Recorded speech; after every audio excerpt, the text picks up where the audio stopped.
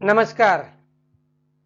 Standard 9th mathematics part 1 algebra chapter number 1 sets संच हा आपला चालू आहे.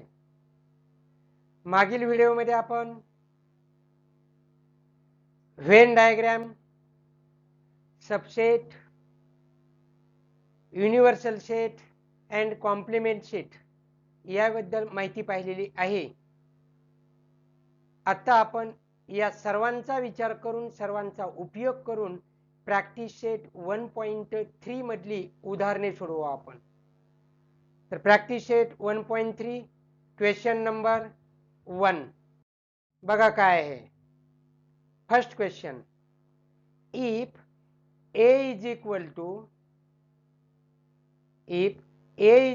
to in the curly bracket a b c d e curly bracket close comma set b is equal to in the curly bracket c d e f curly bracket close set c is equal to curly bracket b comma d curly bracket close d set is the in the curly bracket a comma e curly bracket close, then which of the following statements are true or false. म्हणजे या ठिकाणी ए B C D हे 4 set दिलेले आहेत आपल्याला. नीट observe करा, जरा निरीक्षण करा त्या सेटचं काय आहे ते. ए सेट बघा काय आहे, त्याचे 5 एलिमेंट आहेत A B C D E. Set B चे 4 एलिमेंट्स आहेत C D E F. Set C चे 2 एलिमेंट आहेत बी अँड डी आणि सेट डी चे 2 एलिमेंट आहेत A and E. Then which of the following statements are true or false.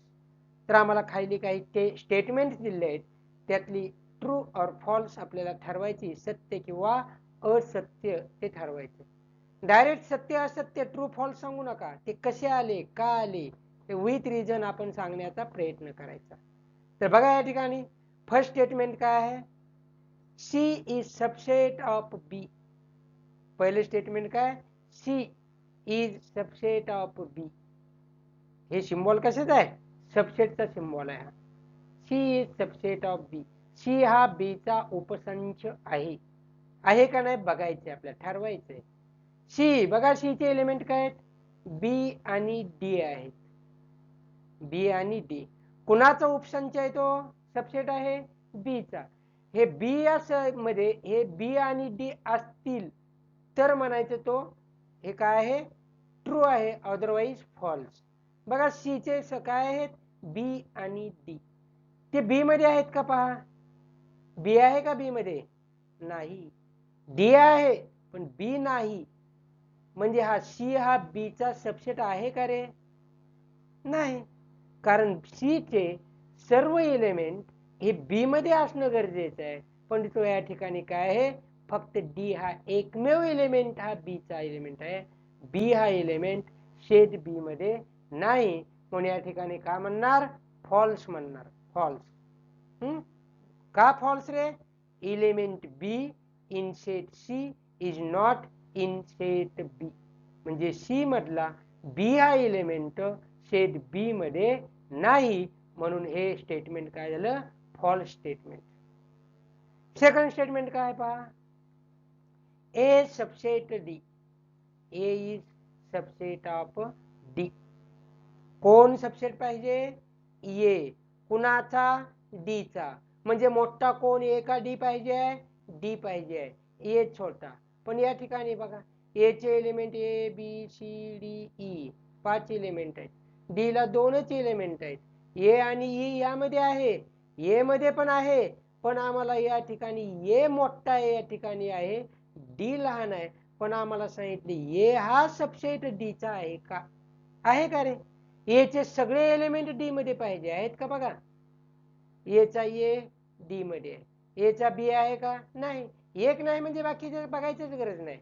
एक नाही म्हणून समजलं की बाकीचा बघायचीच गरज नाही, आवश्यकता नाही. या ठिकाणी लगेच सांगून टाका, this statement is also false because all elements of A is not in set D. A चे सगळे एलिमेंट डी मध्ये नाहीत, म्हणून हा false. This statement is false.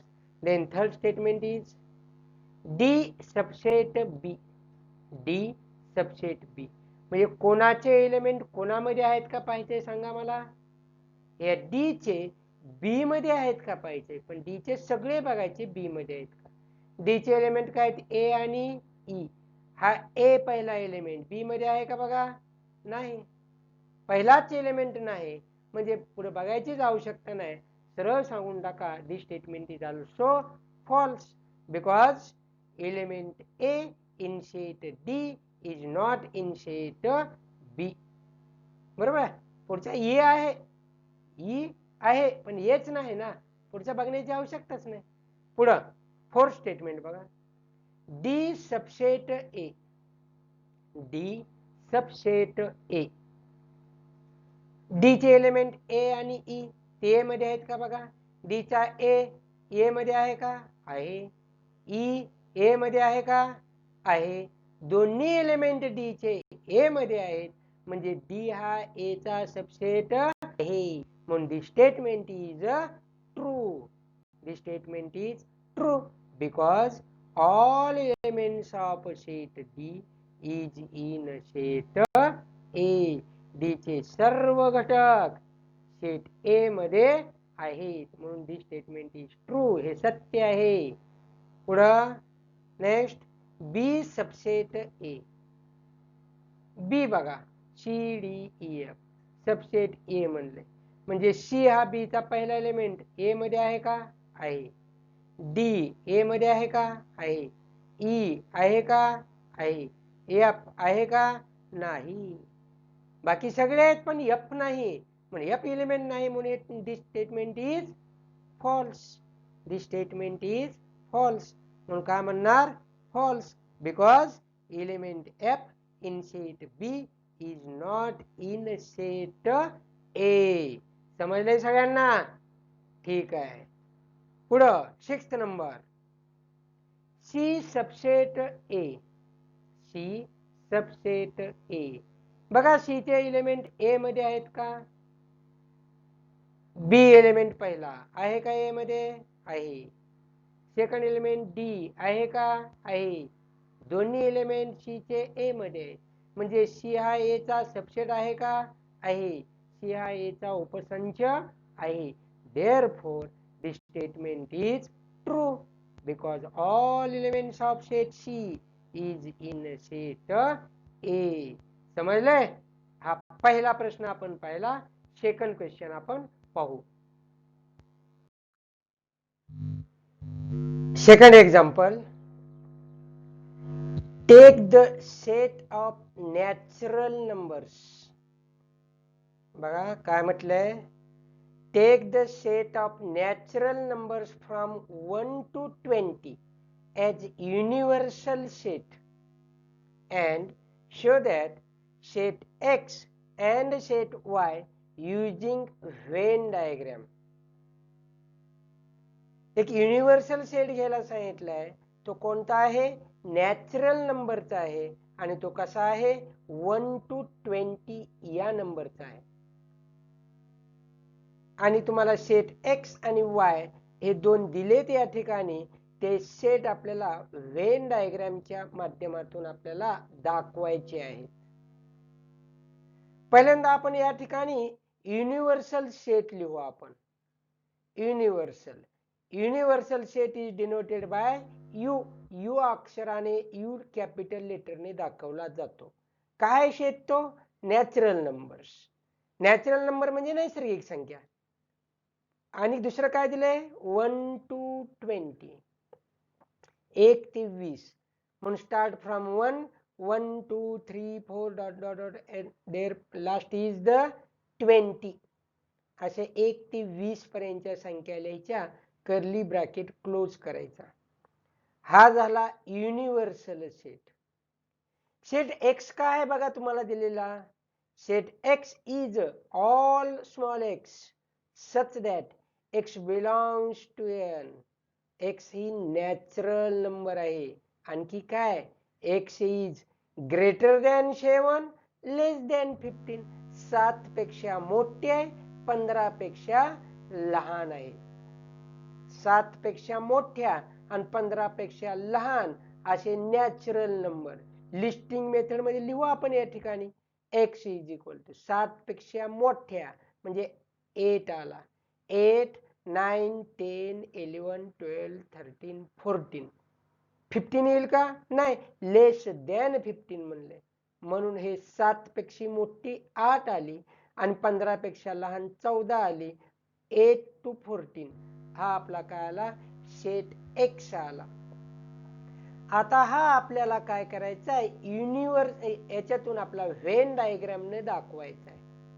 Venn diagram साठी काय करतो? अगोदर आपण एक रेक्टँगल घेतो, बरोबर आहे, आणि त्या रेक्टँगल मध्ये आपण काय करतो? हा युनिव्हर्सल सेट लिहितो. हा रेक्टँगल घेतला. ह्या रेक्टँगल मध्ये आपण याला नाव दिले, यू नाव दिले, म्हणजे हा युनिव्हर्सल सेट आहे, बरोबर आहे. आणि याच्यामध्ये सगळे नंबर लिहिलेत 1 to 20. 1 2 3 4 5 6 7 बाकी इथं आहेत 8 9 10 11 12 13 14 हे सगळे 20 पर्यंतचे नंबर लिहिलेत. त्यातला एक्स सेट काय आहे रे? 8 9 10 मध्येच एक दुसरा पुन्हा एक सर्कल मी काढलंय या ठिकाणी. त्या सर्कल मध्ये एक्स चे एलिमेंट लिहिलेले आहेत बघा. 8 9 to 14 पर्यंत आहे का? 8 9 10 11 12 13 14 म्हणजे हे सर्कल जे आहे या रेक्टँगल मध्ये आहे का नाही? म्हणजे सर्कल मधले एलिमेंट हे या रेक्टँगलचे सुद्धा एलिमेंट आहेत. म्हणून ही जी पूर्ण डायग्राम आहे या डायग्राम आम्हाला असं दाखवते की या ठिकाणी काय युनिव्हर्सल सेट दाखवलाय, शिवाय सेट एक्स दाखवलाय. हा सेट एक्स आहे, हा सेट एक्स आहे. समजते? सगळे एलिमेंट 1 to 20 या रेक्टँगल मध्ये आले पाहिजे. आले. मग या सर्कल मध्ये काही असतील, काही बाहेर, पण सर्कल मध्ये कोणते घ्यायचे? एक्स चे एलिमेंट घ्यायचे आणि बाकीचे या सर्कलच्या बाहेर ठेवलेले आहेत. समजते? नेक्स्ट वाय सेट बघा. वाय सेट वाय काय आहे? Y all y such that y belongs to n. Y is a element of natural number.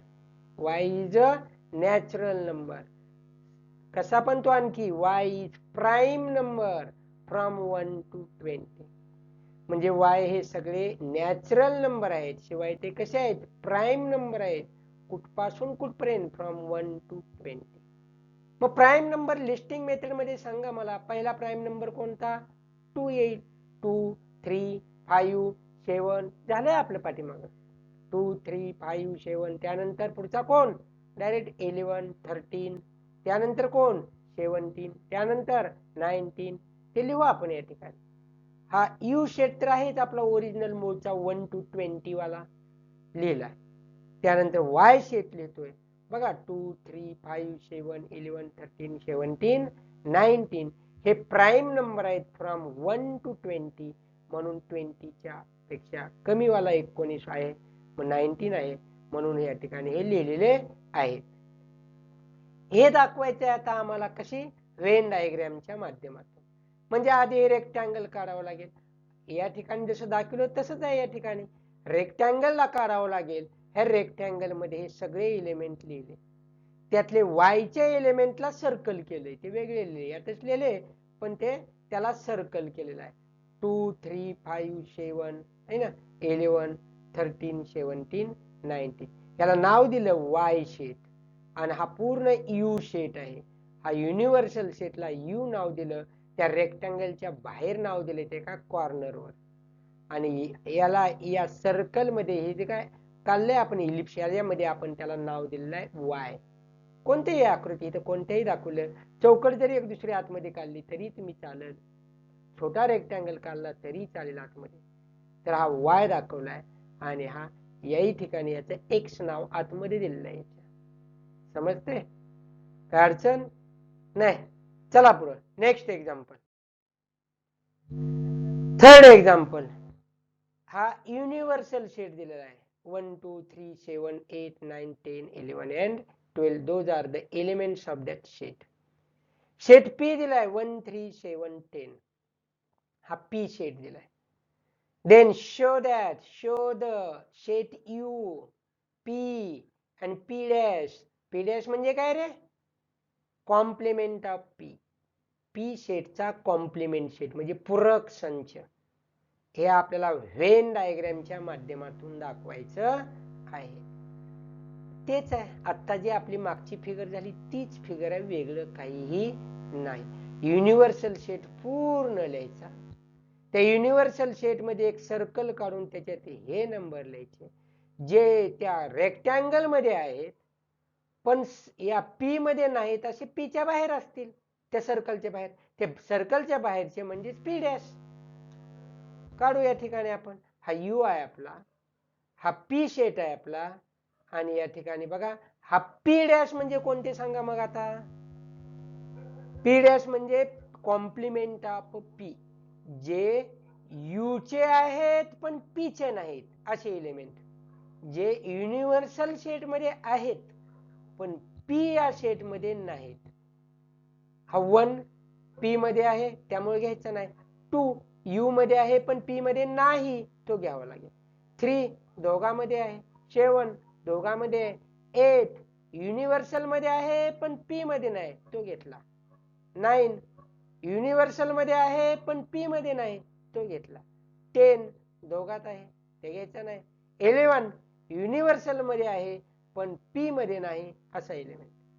12 universal set मध्ये आहे पण P मध्ये नाही, असा एलिमेंट. समजले? हा झाला P डॅश. आता ही व्हेन डायग्रामच्या साहाय्याने आपल्याला दाखवायचं.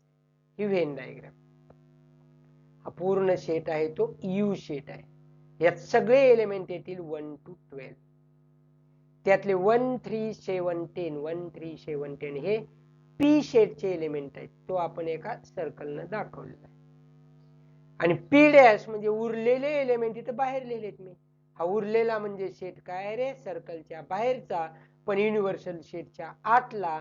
हा जे आहेत एलिमेंट 2 8 9 11 12 हा झाला P dash. P dash that is the P complement. P complement म्हणजे P चा पूरक संच हा झाला. समजले? पुढे आम्हाला व्हेरीफाय करायचे P complement of P complement is the P. P च्या पूरक संचाचा पूरक संच, P च्या पूरक संचाचा पूरक संच हा स्वतः P असतो, हे दाखवायचं. या ठिकाणी हा युनिव्हर्सल सेट आहे आपला, दिलाय आपल्याला हा. त्यानंतर हा P डॅश म्हणजे त्याचा P चा कॉम्प्लिमेंट सेट आहे आपला, हा 2 8 9 11 12 आत्ताच काढलाय आपण, बरोबर आहे. आता ह्या P कॉम्प्लिमेंटचा कॉम्प्लिमेंट घेऊ आपण. P कॉम्प्लिमेंटचा कॉम्प्लिमेंट म्हणजे काय रे? याच्यामधले एलिमेंट जे U मध्ये आहेत पण P डॅश मध्ये नाहीत, असे एलिमेंट सांगा. 1 आहे का यामध्ये P डॅश ला? नाही, तो एलिमेंट घ्यायचा. घेतोय 1 U मध्ये आहे पण P डॅश नाही म्हणून इथे घेतला. 2 हा दोघात आहे, तो घ्यायचा नाही. 3 घेतला यामध्ये. 7 घेतला. 8 दोघात आहे, घ्यायचा नाही. 9 दोघात आहे, घ्यायचा नाही. 10 घेतला. 11 दोघात आहे, घ्यायचा नाही. 12 दोघात आहे, घ्यायचा नाही. म्हणजे P कॉम्प्लिमेंटचा कॉम्प्लिमेंट काय आला? 1 3 7 10. 1 3 7 10 हा काय आला? पण तोच बघा या ठिकाणी काय आहे. P काय सेट? 1 3 7 10. P काय आहे? 1 3 7 10. म्हणजे ह्या फर्स्ट नंबर इक्वेशन नाही, स्टेटमेंट नंबर 1 हे सेकंड आहे. हे दोघांच्या राईट हँड साइड बघा कशा आहेत? इक्वल आहे. मग राईट हँड साइड इक्वल असतील तर लेफ्ट हँड साइड सुद्धा कशा असतात? इक्वल. म्हणून complement of P complement is the P. म्हणून from 1 and 2 complement of P complement is the P. P च्या पूरक संचाचा पूरक संच हा P असतो. या ठिकाणी आपण हे व्हेरीफाय केले, प्रूव्ह केलंय आपण. काय अडचण समजतंय का? घाई गडबड होती का? नाही. चला पुढचा next example, fourth example. Set A 1 3 2 7. Then write any 3 subset of A. कोणतेही 3 सबसेट लिहायचे. मी या ठिकाणी भरपूर लिहितोय. बघू आपण कोणकोणते लिहिता येतात. 1 3 5 2 7 हे आहे. आधी आपण काय करू, एम्प्टी सेट हा याचा काय असतो रे, सबसेट असतो. हे आपल्याला माहिती आहे. Empty set is the subset of every set. आपण पाहिले प्रॉपर्टीज मध्ये, सबसेटच्या प्रॉपर्टीज पाहिले ना, त्यामध्ये गुणधर्म पाहिला आपला तो. व काय, रिक्त संच हा प्रत्येक संचाचा उपसंच असतो. Empty set is the subset of every set पाहिले ना, त्याचा वापर करून पहिल्यांदा एम्प्टी सेट लिहितो मी. हा सेट ए आहे आपला, म्हणून the subsets of A are follows. पहिला एम्प्टी सेट लिहिलाय.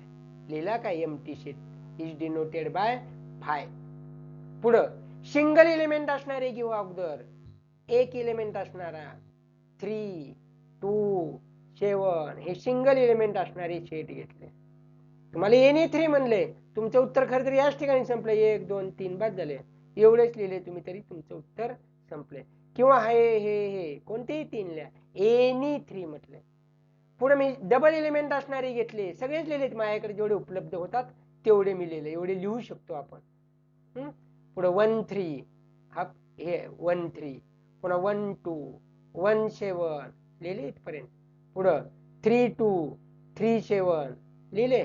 त्यानंतर 2 7 लिहिले. पुन्हा 3 एलिमेंट असणारे 1 3 2 1 2 7 बरोबर आहे, हे लिहिले. परत 3 2 7 हा लिहिला.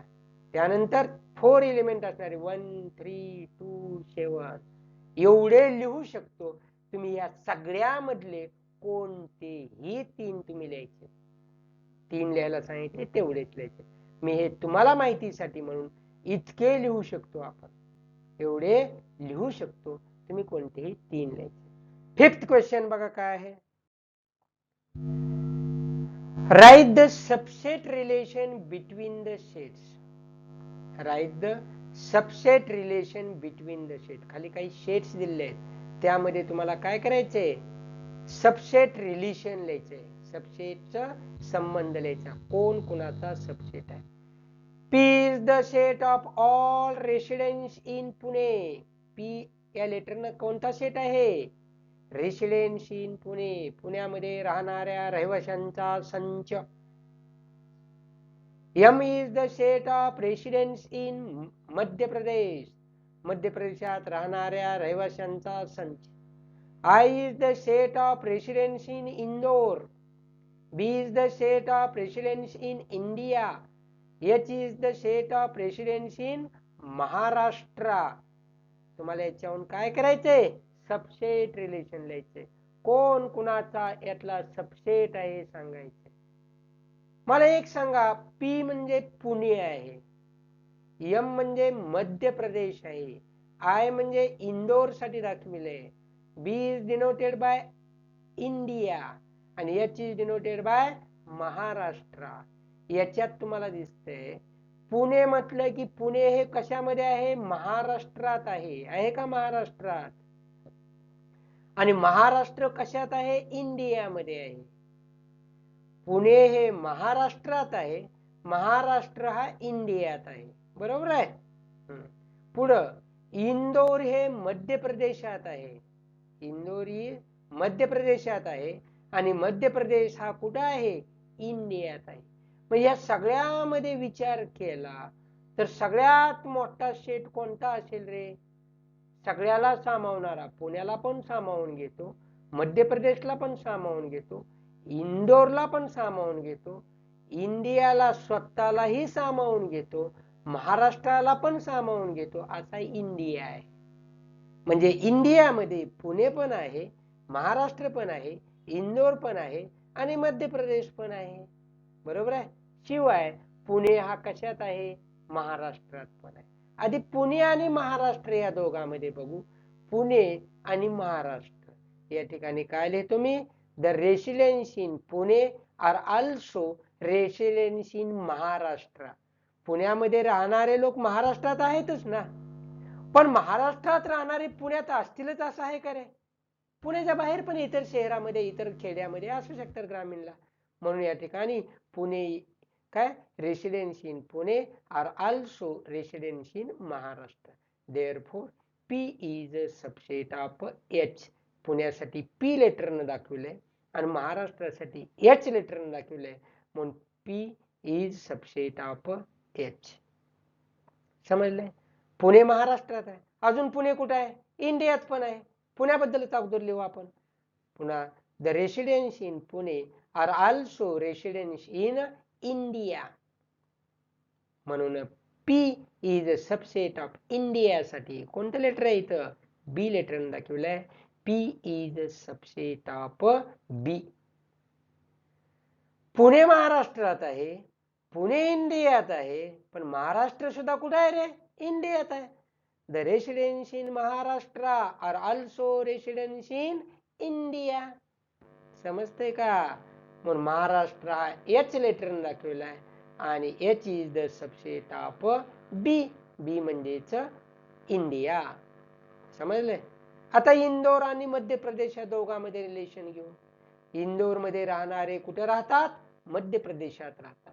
म्हणून the residence in Indore are also residence in Madhya Pradesh. पण Indore side is denoted by I, Madhya Pradesh denoted by M. Therefore I subset of M. बरोबर आहे? तोच इंदोरचे लोक अजून कुठे राहतात? इंडियात पण राहतात का नाही? The residence in Indore are also residence in India. म्हणून I सबसेट ऑफ B. शिवाय तो मध्य प्रदेश सुद्धा कुठं आहे? इंडियातच आहे. म्हणून the residence in Madhya Pradesh are also residence in India. Therefore M is subset of B. समजले का? सगळे झाले. अजून कोण कोणाचं आहे का? नाही. पुण्याची लोक महाराष्ट्रात राहतात, पुणे हा महाराष्ट्राचा सबसेट झाला. पुण्याची लोक इंडियात राहतात, पुणे हा इंडियाचा सबसेट झाला. महाराष्ट्राचे लोक इंडियात राहतात, महाराष्ट्र हा इंडियाचा सबसेट झाला. इंदोर हा मध्य प्रदेशात आहे, इंदोर हा मध्य प्रदेशचा सबसेट झाला. मध्य प्रदेश हा इंडियात राहतो. मध्य प्रदेशचे लोक इंडियात राहतात, म्हणून मध्य प्रदेश हा इंडियाचा सबसेट झाला. आणि शेवटचा कोणता? मध्य प्रदेश हा इंडियाचा सबसेट. शिवाय अजून लिहू शकताय तुम्ही. काय लिहू शकताय? प्रत्येक शेट हा स्वतःचा सबसेट असतो. बरोबर आहे? म्हणून या ठिकाणी ती लिहिलेलं नाही मी, आवश्यकता नाही ती, तेवढंच. सेकंड बघा यातला. Which set can be the universal set for above set? आत्ताच पाहिजे सांगितलंय सुरुवातीला. काय काय सांगितलंय? इंडिया. सगळ्याला सामावून कोण घेतोय? इंडिया. इंडिया इंडिया हा महाराष्ट्राला सामावून घेतोय. इंडिया हा कुणाला? अजून पुण्याला सामावून घेतोय, मध्य प्रदेशला सामावून घेतोय, इंदोरला सामावून घेतोय, महाराष्ट्राला सामावून घेतोय. हे सगळ्यांचा समावेश इंडिया. म्हणून India from above all sets are the subset of B. हे B चे सगळे हे सबसेट आहे. Therefore B is the universal set. Is the universal set. समजले? Next example 6 number. Which set of numbers would be the universal set for the sets given below? Which set of numbers would be the universal set for the set given below? आता खाली काही set दिले, त्यांचा universal set सांगायचा. पहिलं, A is the set of multiple of 5. लिहू आपण 5च्या पटीतील संख्या 5, 10, 15, 20, so on. पुढे लिहू शकतो 25 30 35 अशा प्रकारे लिहू शकतो. बी सेट काय रे? Set of multiple of 7. 7चा पाडा लिहायचा आहे. 7 14 21 28 comma dot and so on. 35 49 35 42 49 अशा प्रकारे लिहू शकता. C is the set of multiple of 12. 12चा पाडा लिहायचा आहे. 12 24 36 48 कॉमा अँड सो ऑन. आता तुम्हाला सांगितले हे तिन्ही सेट या तिघांना सामावून घेणारा युनिव्हर्सल सेट सांगा. तिघांना सामावून घेणारा युनिव्हर्सल सेट. हे सगळे नंबर हे धनसंबर आहेत माहिती आहे आपल्याला. पॉझिटिव्ह नंबर आहेत. सगळे नंबर काय आहेत? Positive number. सगळे नंबर हे नॅचरल नंबर आहेत. हे आपण पाहतोय काय आहेत? नॅचरल नंबर आहेत. काय अपूर्णांक आहे काय मध्ये? कुठला फ्रॅक्शन आलाय का? कुठला? कुठलाच नाही. हे सगळे नॅचरल नंबर आहेत. बरोबर आहे. म्हणजे नॅचरल नंबर हा याचा युनिव्हर्सल सेट असू शकतो का? असू शकतो, कारण हे सगळे नॅचरल नंबर आहेत. म्हणून याचा युनिव्हर्सल सेट हा नॅचरल नंबर. शिवाय डब्ल्यू होल नंबर.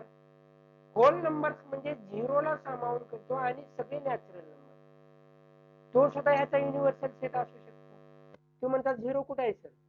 यात कशाला पाहिजे झिरो? हा तर सबसेट आहे त्याचा. त्या झिरोला वगळून बाकीचे नंबर येत असतील. म्हणून या ठिकाणी काय आहे? हा होल नंबरचा सुद्धा सबसेट असू शकतो. पुन्हा इंटिजर सेट. कोणता?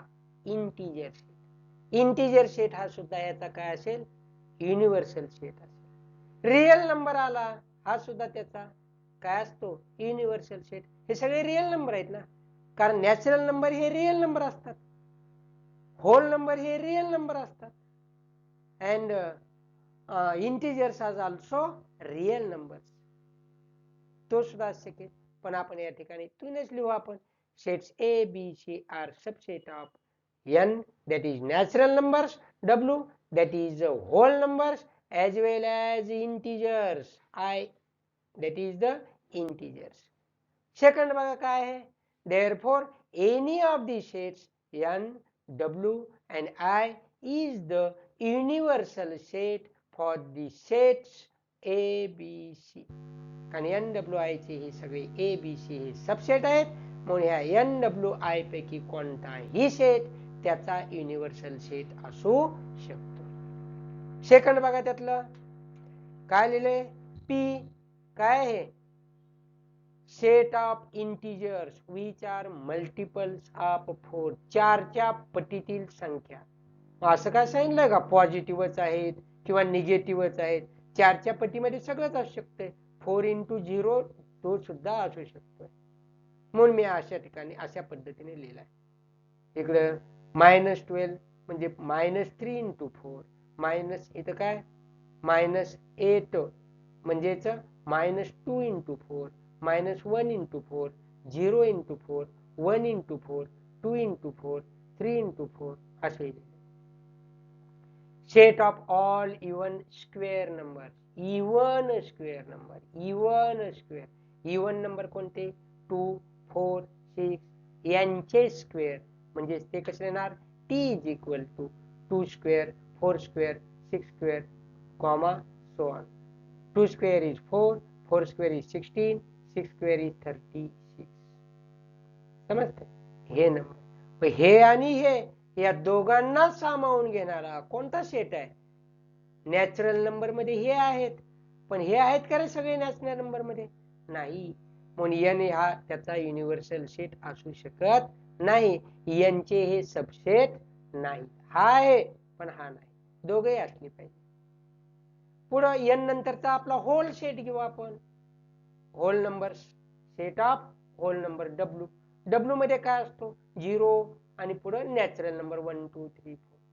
मग हा त्याचा सबसेट आहे, पण यात हे निगेटिव्ह नंबर असतात का रे त्यामध्ये? नाही. म्हणून या ठिकाणी होल नंबर सेटचा हे काय आहे? सबसेट नाहीत. हे सबसेट नाहीत म्हणजे होल नंबर सेट हा त्याचा युनिव्हर्सल सेट होऊ शकत नाही. पुढं त्या पुढचा घेऊ जरा त्यापेक्षा अजून मोठा. कोणता? Integers.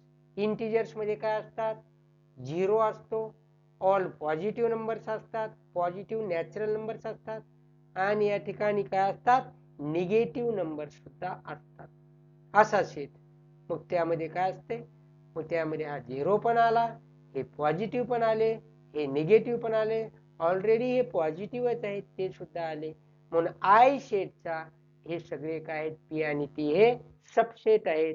Sets P and T are subset of I. I means the here integer set of integers. म्हणून या ठिकाणी set I is the universal set for P and T. म्हणून I हा P आणि T यांचा काय आहे, युनिव्हर्सल सेट असेल. समजले? Next and last example, that is 7th example. Set of all the students of class is an universal set. वर्गातल्या सर्व विद्यार्थ्यांचा संच हा युनिव्हर्सल सेट आहे. हा काय आहे, वर्गातले सगळेच विद्यार्थी, समजा तुमचा वर्ग आहे 90 इयत्तेचा, त्यातले सगळे विद्यार्थी हा युनिव्हर्सल सेट झाला. हा काय झाला, युनिव्हर्सल सेट. आणि त्याच्यामध्ये पुन्हा काय सांगितले, let A be the students who secure 50% or more, 50% किंवा जास्त मार्क्स पाडणारे विद्यार्थी मॅथमॅटिक्स मध्ये, तो सेट ए आहे. Then write the complement of set A. A चा कॉम्प्लिमेंट सेट लिहायचा. युनिव्हर्सल सेट म्हणजे काय आला सांगा मला. युनिव्हर्सल सेट म्हणजे all students of a class, बरोबर आहे. ए सेट काय आहे, students who secure 50% or more marks in maths, बरोबर आहे. आणि त्याचा कॉम्प्लिमेंट लिहायचा आहे, म्हणजे असे विद्यार्थी जे वर्गात आहेत पण ह्या ए मध्ये नाही, यू मध्ये आहेत पण ए मध्ये नाही. यू मध्ये वर्गातले सगळेच विद्यार्थी आहेत, ए मध्ये वर्गातले 50 किंवा 50% जास्त मार्क्स मिळणारे विद्यार्थी आहेत.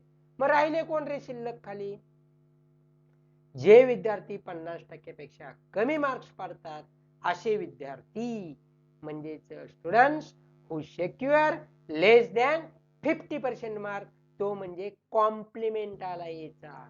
ए complement is student who secure less than 50% mark, 50% कमी मार्क पाडणारे विद्यार्थी, हा झाला त्याचा कॉम्प्लिमेंट. समजले? तर अशा प्रकारे आपण या ठिकाणी प्रॅक्टिस सेट 1.3 मधले सर्व उदाहरणे आपण सोडवलेली आहेत. पुढील व्हिडिओमध्ये आपल्याला बराचसा थेरॉटिकल पार्ट पाहायचा आहे, आपल्याला बराचसा थेरॉटिकल पार्ट पाहायचा आहे आपल्याला.